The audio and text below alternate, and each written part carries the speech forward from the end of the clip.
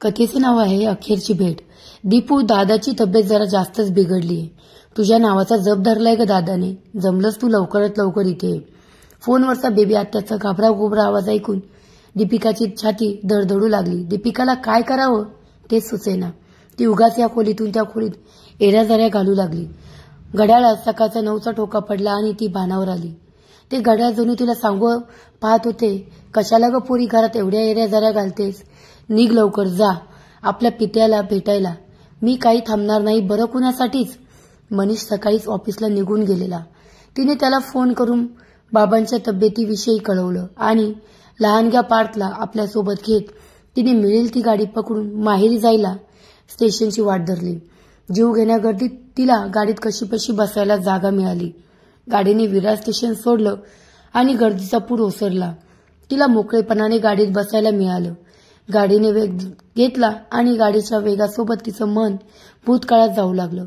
2 वर्षापूर्वी आईला देवाघरचे बोलावणे आले आणि बाबा एकटे पडले.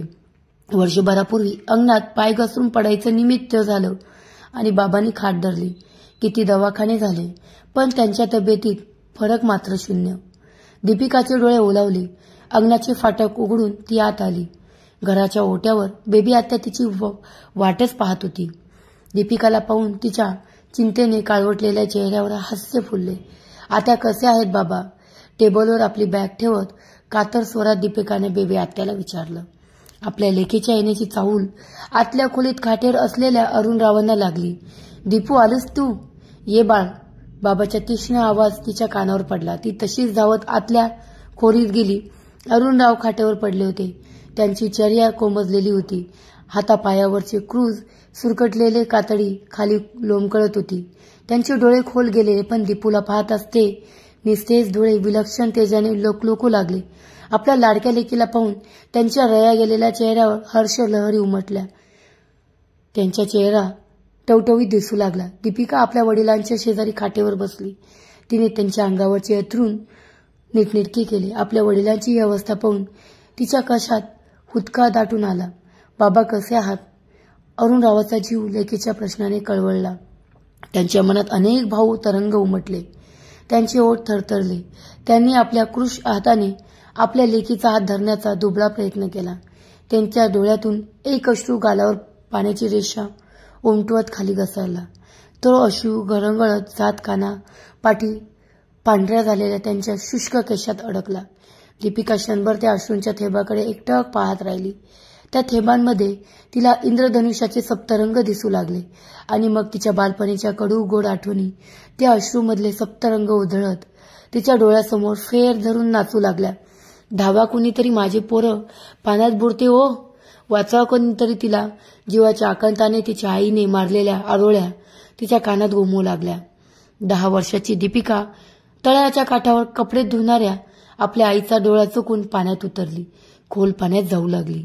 पाण्याच्या खोलीचा अंदाज नसलेली दीपिका गळ्यापर्यंत पाण्यात गेली आणि अचानक पाण्यात गळ्या खाऊ लागली. तेवढ्यात तिच्या आईचं तिच्याकडे लक्ष गेलं आणि मग तिची आई वेड्यासारखी पाण्यात धावत जात मदतीसाठी याचना करू लागली. तळ्याच्या काठावर बैलांना पाणी पाजणाऱ्या रवी काकाने वंदनाताईचा आरडाओरडा ऐकून पाण्यात सूर मारत गडंगळ्या खाणाऱ्या दीपिकाच्या केसांना धरत तिला पाण्याबाहेर काढले. पोटात पाणी गेल्याने लहानग्या दीपूची शुद्ध हरपू पाहत होती. रवी काकाने काठावर आणून तिला उतानी करून तिच्या पोटात गेलेलं पाणी बाहेर काढलं. घडल्या प्रसंगाने लहानगी दीपिका प्रचंड बेदरून गेली. साक्षात मृत्यूची अन तिची गाठ पडता पडता राहिली. काळ आला होता पण वेळ आली नव्हती. ही मन दीपिकाच्या बाबतीत अक्षरशः खरी ठरली. जीव घेण्या संकटातून वाचल्यानंतर त्या संध्याकाळी दीपिकाच्या घरी शेजारी पाजारी नातेवाईक यांची जणू गोलमेज परिषद भरली होती. सगळेजण आपापली मते हिरीहिरीने मांडत होते. दीपूची आई किती वेंदळी आहे आणि आज तिच्या बेजबाबदारपणा दीपूला किती महाग पडणार होता यावर सगळ्या महिला सदस्यांचे एकमत झाले होते. आता अरुण राहून वंदनाताईंची कशी चांगलीच खरडपट्टी काढतील म्हणून तोंडाला पदर लावून सगळं महिला मंडळ खुसखुसू हसण्यासाठी सावध झालेले. दीपूची आई बिचारी इवलसं तोंड करून बसली होती. दीपूला वाटत होते की सगळ्यांना ओढून सांगावं, पुरे झालं आता. माझ्या आईला काही बोल लावू नका. चूक तिची नाहीच मुळी. खरं तर चूक माझीच आहे. पण तिच्या तोंडून शब्द काही फुटत नव्हते. वंदनाताई नजर चोरून अरुणरावांकडे पाहत होती. दीपिकाच्या केसात मायेने हात फिरवत अरुणराव शांत बसले होते. गणरायाची कृपा झाली आणि माझ्या पोरीच्या माथ्यावरचे संकट टळले. देवाला हात जोडत अरुणराव उठले तशी घरात जमलेल्या परिजनांच्या गोलमेज परिषदेची सांगता झाली आणि सगळी मंडळी आपापल्या घरी पांगली. दुसऱ्या दिवशी अरुणराव दीपूला घेऊन तळ्याच्या दिशेने निघाले. तळ्याच्या काठाजवळून जाताना दीपूच्या चेहऱ्यावर भीतीची लहरी उमटू लागल्या. तळ्यातल्या पाण्याकडे पाहण्याची दीपूला थोडी सुद्धा हिंमत होत नव्हती. तिला पाण्याची प्रचंड भीती वाटू लागली. तळ्याच्या काठावर येत आपल्या पाण्यातल्या वाहना आणि अंगातला शर्ट बाहेर काढत अरुणराव लहानग्या दीपूला म्हणाले, दीपू, आजपासून तळ्यात पोहायला शिकण्याचा श्री गणेशा करायचा. चल माझ्यासोबत तू पण उतर बरं पाण्यात. नको बाबा, मला खूप भीती वाटते. तिच्या डोळ्यात पाणी तळवळलं. भीती हा माणसाचा खरा शत्रू आहे. त्या शत्रूला तुला हरवायला लागेल. माणसाच्या आयुष्यात संकट कुठल्याही रूपात येऊ शकते. कुठलीही पूर्वसूचना न देता तुला न घाबरता येणाऱ्या परिस्थितीला तोंड देता आलं पाहिजे दीपू. तिच्या डोक्यावरून मायेने हात फिरवत अरुणराव म्हणाले, चल घे गणपती बाप्पाचं नाव, मार उडी पाण्यात. आणि अशा रीतीने दीपूच्या पोहण्याच्या सरावाला सुरुवात झाली. अरुणराव तिचे गुरु आणि दीपू त्यांची शिष्या बनली. 3 महिन्याच्या अथक सरावानंतर दीपू सराईतपणाने पाण्यात पोहू लागली. पुरुषाभर खोल असलेले तळ आपल्या वडिलांच्या जोडीने पार करू लागली. आणि एके दिवशी अरुणरावाच्या या शिष्याने पोहण्याच्या शर्यतीत आपल्या गुरुलाच हरवलं. अरुणरावांच्या आधीच तिने ते तळ पोहत पार केलं. आज बाप से ते बेटी सवाई निघाली. आता मला माझ्या पोरीची जराही काळजी नाही. अरुणरावांनी अतिशय आनंदाने दीपूला शाबासकी दिली. आपल्या वडिलांनी केलेल्या कौतुकाची लहानगी दीपिका हरकून गेली. नंतर झाडावर सरसर चढणं असो, गाईच्या कासेला धरून तिच्या आरुष्ण दुधाची धार काढणं असो, आपल्या वडिलांच्या हाताखाली दीपिका सगळ्या कामात पटाईत होऊ लागली. त्यामुळे सगळ्यांना तिचं अपार कौतुक वाटत असे. बालपणीच्या या आठवणींना दीपूच्या चेहऱ्यावर हलकंसं स्मित पसरलं. लेकीच्या चेहऱ्याकडे पाहणाऱ्या अरुणरावांच्या सुरकुतल्या चेहऱ्यावर ते हसू पाहून मंद स्मित झळकलं. जणू त्यांना आपल्या लेकीच्या मनातल्या भावना समजल्या होत्या. त्यांनी तिच्या हातावरची आपली पकड अजूनच घट्ट केली. औषध घेतलंय का बाबा तुम्ही? आता बरं वाटतंय का तुम्हाला? दीपिकाच्या शब्दात प्रेमळपणा ओथंबून वाहत होता. अरुणराव शांत राहिले. बाबा, आपण डॉक्टर बदलूया का? परत एकदा दीपिकाने विचारलं. अरुणरावांनी नकारार्थी मान हलवली. आपल्याला देवाघरची बोलावणं आलं आहे हे त्यांना कळून चुकलं होते. आता कसलं औषध आणि कसले दवाखाने? त्यांचे शुष्क नेत्र अज्ञात दिशेच्या वाटेला लागले होते. त्यांच्या डोळ्यासमोर त्यांना आपलं मरण स्पष्ट दिसत होतं. आयुष्यात आपल्या वाट्याला देवगती जे काही वाढलं होतं ते त्यांना निमूटपणे सहन केलं होतं, कुठलीही तक्रार न करता. आता देवाला त्यांची भेट घेण्याची इच्छा झाली होती. मग हे देवाघरचे आमंत्रण त्यांना कसं नाकारता येणार होतं? देवाची भेट घेणं कसं टाळता येणार होतं? आपल्या प्रेमळ माणसांचा सहवास सोडून आपल्या लाडक्या लेकीला, आपल्या पाठच्या बहिणीला पोरकं करून जाण्यास त्यांचं मन धजावत नव्हतं. आजपर्यंत ज्या मनात साठलेल्या भावना होत्या त्या आता सगळ्यांपुढे रित्या कराव्यात असं त्यांना प्रकर्षाने वाटू लागलं. आपण या संसारातून जात असताना आपल्या पाठी काय व्हायला पाहिजे हे आपण निदान आपल्या लेकीला तरी सांगून जावं असं त्यांना वाटू लागलं. आपण ल म्हणणं तिला पटो अथवा न पटो, तिने ते आपल्याला माघारी करो अथवा न करो, पण आपल्या मनात इतकी वर्ष कोंडून ठेवलेल्या भावनांना तिच्यासमोर मुक्त होऊ द्यायचं असं त्यांनी आता पूर्णपणे ठरवलं होतं. आता आपल्या पृथ्वीवरचं अस्तित्व संपत आले या वैषम्याच्या भावनेने त्यांच्या मनात घर केलं. त्यांनी क्षणभर डोळे बंद केले. आठवणींना त्यांना भूतकाळात नेलं. त्यांच्या डोळ्यासमोर त्यांचं बालपण तरळू लागलं. त्या आठवणी सोबतच वंदनाताई सोबत केलेल्या संसाराच्या कडू गोड आठवणी चित्रपटासारख्या पुढे सरकू लागल्या. दीपूचा जन्म होण्याआधी अरुणराव आणि वंदना त्यांची 2 बाळं जन्माला येऊन 15 दिवसाची होऊन दगावली होती. औषध उपचार आणि देवाच्या कृपेने दगावलेल्या 2 बाळांच्या पाठीवर दीपू जन्मली होती. जन्मता दीपू तब्येतीने नाजूक होती, पण देवाच्या कृपेने ती बचावली. लहानपणापासूनच दीपूला अरुणराव आणि वंदनाताई जीवापाड जपत, पण वंदनाताईपेक्षा अरुणरावाची माया दीपूवर किंचित जास्त होती. त्यामुळे दीपू आपल्या वडिलांच्या खूपच जवळ होती. वंदनाताईचं दुःख मोठं होतं. 2 पोटच्या गोळ्यांना गमावल्यामुळे त्या कधी कधी आता ताईपणा करत, चिडचिड करत. कदाचित आपल्याला मुलगा नाही याचं दुःख त्यांना सतत टोचत असावं हे जाणून त्यांच्या दुःखावर वेदनेवर अरुणराव हळूवार फुंकर घालत आपल्या सहचारिणीच्या भावना समजून घेत असत. दीपूच्या पाठीवर मुलगा हवा म्हणून वंदनाताईंनी खूप उपास तपास केले, नवस म्हटले, शेवटी दवाखाने पण झाले. पण नंतर त्यांची कूस काही उजवली नाहीच. त्यांची इच्छा काही फळाला आली नाही. अरुणरावांनी मात्र कधीही मुलगा हवाच हा अट्टहास धरला नाही. कशाला हवं वंशाला दीपक? ही माझी दीपू नाहीये का माझ्या वंशाला? माझी तेवणारी ज्योत आहे ती, म्हणून तर मी तिचं नाव दीपिका ठेवलंय. अरुणराव मुद्दाम वंदनाताईंना चिडवत, हो हो बाय तुमची गुणाची, काय बाई पाय गुणाची असे म्हणत वंदनाताई मग कोटी करत हसत, मग आहेच ती माझी पोर गुणवान.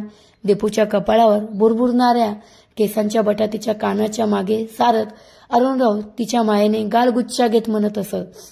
दीपूला आपल्या आई वडिलांच्या बोलण्याची त्यावेळी भारी गंमत वाटत असे. आपल्या आईच्या मनात काय सल आहे हे समजून घेण्या इतपत तिचं वय नव्हतं, पण वाढत्या वयाबरोबर तिने आपल्या आईच्या भावना समजून घेण्याचा अतोनात प्रयत्न केला. कधीतरी अंगणातल्या कोपऱ्यावर असलेल्या पारिजातकाच्या दोन्ही झाडाखाली बसून पारिजातकाची सुगंधित फुले वेचताना आपल्या आईला डोळे टिपताना दीपू पाहत असे. आपल्या आईला तसे डोळे टिपताना पाहताना लहानगी दीपू भांबावलेल्या प्रश्नार्थक नजरेने आपल्या वडिलांकडे पाहत राही. त्यावेळी अरुणराव तिची समजूत घालत असत. तुझ्या आईला बरं वाटत नसेल असं सांगून वेळ मारून नेत 2 वर्षापूर्वी वंदनाताईंनी अवचित त्यांची साथ सोडली आणि देवाचं घर जवळ केलं. आपल्या पत्नीच्या माघारी अरुणराव एकटे पडले. पत्नीच्या आजारपणावर त्यांनी खूप औषधोपचार केले, पण यश काही हाती आलं नाही. आपल्याला वाचवण्यासाठी शर्तीचे प्रयत्न करणाऱ्या अरुणरावांना व धनाताई म्हणत, कशाला दगडावर पाणी ओतत आहात, उगाच पैसा फुकट जातोय. पण अरुणरावांनी प्रयत्न सोडले नाहीत. शेवटी वंदनाताईंनी त्यांची साथ सोडली ती सोडलीच. देवगती पुढे कोणाची काय बरं चालणार. आपल्या बाबांना झोप लागली आहे असं दीपूला वाटलं. त्यांच्या शांत पापण्या मिटलेल्या चेहऱ्याकडे ती मायेने पाहू लागली. त्यांच्या हाताची तिच्या हातावर असलेली पकड सैल करत ती अलगट तिथून उठू लागली. पण अरुणरावांनी तिचा हात घट्ट धरत तिला तिथेच बसायला लावले. तिच्याकडे पाहते म्हणू लागले, दीपू माझ्या माघारी तुझ्या आईला नवमीला भरणी श्राद्ध आठवणीने घाल बरं. सवाष्ण गेलीये तुझी आई. बाबा दीपूला हुदका आवरेना. तुम्ही बरे होणार आहात बाबा, उगाच काही अभद्र नका बोलू. पोरीला का रडवतोय रे दादा? बेबी आत्याने पदर डोळ्यांना लावला. अरुणराव शिन हसले. दीपू तुझ्या या बेबी आत्याला माझ्या माघारी सांभाळ. लग्नाच्या वर्षभरात दुर्दैवाने तिच्या पदरी वैंधव्य आलं आणि त्यानंतर आजता गायक आपल्या भावाच्या संसारात मायेने खपलीये ती. तिला अंतर नको देऊ. बेबी आत्या डोळ्याला पदर लावत आतल्या खोलीत निघून गेली. दीपूला आता खूपच रडू येऊ लागलं. तिला तसं रडताना पाहून अरुणरावांना अतिशय वाईट वाटलं. लहानपणी हट्ट करत रडणारी, आपल्या चिमुकल्या हाताच्या दोन्ही लाल बुंद पंजानी गालावर ओळखणारे अश्रू आणि नाकातून वाहणारे पाणी पुसणारी शेंबडी चिमुकली दीपू त्यांच्या डोळ्यासमोर दिसू लागली. त्यांना क्षणभर वाटलं की असंच उठावं आणि तिचे अश्रू आपण आपल्या हाताने पुसावेत. तिच्या केसाच्या कपाळावर बुरबुरणाऱ्या बटा कानामागे सरकाव्यात. तिच्या डोळ्यावरून मायेने हात फिरवावा. पण आता ते करणं आता त्यांना शक्य नव्हतं. त्यांच्या मनातल्या त्या हळव्या भावना पूर्ण करायला त्यांचं कृश शरीर असमर्थ होतं.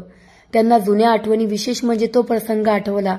आपल्या लालीगाईला गोड जेवणाचा नैवेद्य खाऊ घाल. तिला मनोभावे आरती करत जा. लाली म्हणजे तुझी थोरली बहीणच आहे बरं दीपू. बाबा डोळ्यातले पाणी पुसत दीपू हसू लागली. दीपूच्या बालपणी अरुणरावांनी तिच्या दुधाची सोय व्हावी म्हणून काबऱ्या रंगाची एक कालवट आणली होती. तिचे वासरू म्हणजेच लाली. अरुणरावांनी त्या वासराचं प्रेमाने लाली हे नामकरण केलं होतं. बाबा माझ्यापेक्षा जास्त लालीचे लाड करता तुम्ही. मी नाही तुमच्याशी बोलणार. लहानगी दीपू फुरगटून बसत असे. किती त्या आठवणी, गोड अनुकडू, पुसट होऊ पाहणारी भूतकालीन स्मृतिचित्रे जणू ती आज अरुणराव आणि दीपिकाच्या उरात भूतकाळातल्या आठवणींचा नुसता कट फुटला होता. थोडा वेळ अरुणराव आणि दीपिका शांतच राहिले आणि अचानक अरुणरावाचे डोळे पाजरू लागले. दीपूने आपल्या वडिलांचा हात घट्ट धरला. दीपू, अरुणरावाचा खोल गेलेला आवाज कातर झाला. बोला बाबा, मी ऐकते. दीपूने आपलं डोकं त्यांच्या जवळ नेलं. लहानपणी तू नेहमी विचारायचीस ना की तुझी आई त्या अंगणातल्या कोपऱ्यावरच्या पारिजातकाच्या झाडाखाली आसवं का गाते ते? हो बाबा, तुझ्या आईचं दुःख अफाट होतं. अंगणातल्या त्या दोन्ही पारिजातकाच्या खाली तुझ्या भावंडांना, हे जग न पाहिलेल्या तिच्या पोटच्या गोळ्यांना तिथे पुरलंय ग. हे जग जण न पाहू शकलेल्या बाळांच्या स्मृती सतत डोळ्यासमोर ठेवत राहाव्यात म्हणून पारिजातकाची झाडं लावली तिने त्यावर. त्या झाडांना मोठं होताना ती पाहत होती. जणू ती सोडून गेलेली बाळ मोठी होत आहेत असा भास तिला होत होता. पारिजातकाच्या फुलांच्या सुगंधात तिचं हरवलेलं मातृत्व अनुभवत होती. एक आई म्हणून खूप मोठं दुःख होतं तिचं. त्या झाडांशी बोलून, त्या फुलांचा सुगंध घेऊन जणू ती त्या गमावलेल्या आपल्या पोटच्या गोळ्यांशी संवाद साधत होती. तिला त्यातून समाधान मिळत होतं. त्या झाडांवर कधीच कुऱ्हाडीचे गाव घालू नकोस दीपू. त्या झाडांची जमेल तेवढी काळजी घे. तुझ्या आईचा आणि माझाही जीव अडकलाय त्या पारिजातकाच्या झाडात. आणि मग आपले कातडी लोंबलेले कृश हात जोडत अरुणराव रडू लागले. पण दीपिकाचे अश्रू आणि भावना दोन्ही आवरता आल्या नाहीत. आईच्या आठवणीने तिला दुःखाचे उमाळे येऊ लागले. ती रात्र चिंतेने सरली. दीपिकाने फोन करून मनीषला दुसऱ्या दिवशी बोलावून घेतलं. दिवसभर अरुणराव खोल गेलेल्या आवाजात बोलू पाहत होते, पण आज त्यांचे उच्चार सुस्पष्ट नव्हते. पण तरीही त्यांना आज रिकामं रिकामं वाटत होतं. आपल्या मनात साठलेल्या भावना आपल्या लेकीसमोर अखेरच्या भेटीत व्यक्त केल्याने आता कुठल्याही क्षणी आपला श्वास थांबला तरीही त्यांना त्यांचं वाईट वाटणार नव्हतं. त्या दिवशीच्या रात्री दीपिका आपल्या बाबांच्या उशाशी बसून जागीच होती. श्वासाने खाली वर होणाऱ्या आपल्या वडिलांच्या छातीकडे ती एकटक पाहत होती. बसल्या जागी दीपिकाचा डोळा लागला. घड्याळात पहाटेचा 5चा ठोका पडला. तिच्या जडावलेल्या पापण्या खाडकन उघडल्या. तिने आपल्या वडिलांकडे पाहिलं. त्यांना शांत झोप लागली होती. त्यांचा श्वास धीम्या गतीने सुरू होता. दीपिका बाहेर घरच्या वरांड्यात आली. ढगातून डोकावणारा पहाटेचं चंद्राचं क्षीण चांदणं आता पुसट होत लागलेलं. वातावरणात गार हवा सुटलेली. दूर चंडिका मातेच्या मंदिरातून येणाऱ्या पहाटेच्या आरतीचा आणि घंटेचा नाद कानावर पडत होता. पारिजातकांचा फुलाचा सुगंध हवेत पसरलेला. तिला बाहेर आलेला पाहून मनीष तिच्या पाठोपाठ वरांड्यात आला. दीपिकाची मनस्थिती मनीष जाणून होता. त्याने तिच्या खांद्यावर प्रेमाने थोपटले. अंगणातले फुललेले दोन्ही पारिजातक आणि आकाशात लोकनुकणाऱ्या तारका पाहून दीपिकाला बालपणीच्या आठवणी येऊ लागल्या. लहानपणी आकाशातले अगणित तारे पाहून दीपिकाला प्रचंड आश्चर्य वाटायचं. मग ती विस्मयाने आपल्या आईला विचारत असे, आई, हे आकाशात एवढे तारे कुठून येत आहेत ग? मग तिची आई तिला उत्तर देत म्हणत असे, आपला प्रिय माणूस आपल्यातून हे जग सोडून गेला ना की वर आकाशात जाऊन तो जीव लुकलुकणारा तारा बनतो आणि मग तो त्वरावरून अवकाशातून लुकलुकत खाली जमिनीवरल्या आपल्या प्रियजनांना पाहतो. आईच्या या उत्तराने चिमुकल्या दीपिकाचे समाधान होई आणि तिची आई हे जग सोडून गेल्यानंतर गेल्या 2 वर्षापासून दीपिकाला जणू नादच लागला. घराच्या गॅलरीतून गच्चीवरून आकाशात लुकलुकणाऱ्या ताऱ्यांकडे पाहण्याचा. आकाशात पूर्व दिशेला लुकलुकणारी एक चांदणी जणू तिची आईच आहे असं तिला भासू लागलं. आज सुद्धा ती त्या लुकलुकणाऱ्या चांदणीकडे एकटक पाहू लागले आणि तत्क्षणी अचानक लुकलुकणाऱ्या त्या चांदणीच्या बाजूला एक नवीन तारा उगवला. तो स्वयंप्रकाशाने लुकलुकू लागला. दीपिका त्या दोन्ही लुकलुकणाऱ्या ताऱ्यांकडे विलक्षण आश्चर्याने पाहू लागले आणि आत घरात सारं काही शांत झालेलं. आणि त्या दोन्ही लुकलुकणाऱ्या ताऱ्यांकडे पाहत असतानाच दीपिकाच्या तोंडून एकच उद्गार फुटला, बाबा. आजची कथा ही अत्यंत हृदयाला स्पर्श करून जाणारी अशी कथा होती. प्रत्येक मुलीच्या जीवनामध्ये बाबाचं स्थान एक वेगळं स्थान असतं. त्यांची जागा ही कोणीच भरून न काढणारी जागा अशी असते. तर कथा कशी वाटली नक्कीच कळवावे आणि अशाच प्रकारच्या कथेसाठी चॅनलला लाईक, सबस्क्राईब आणि शेअर करा. भेटूया एक नवीन कथेसोबत. धन्यवाद.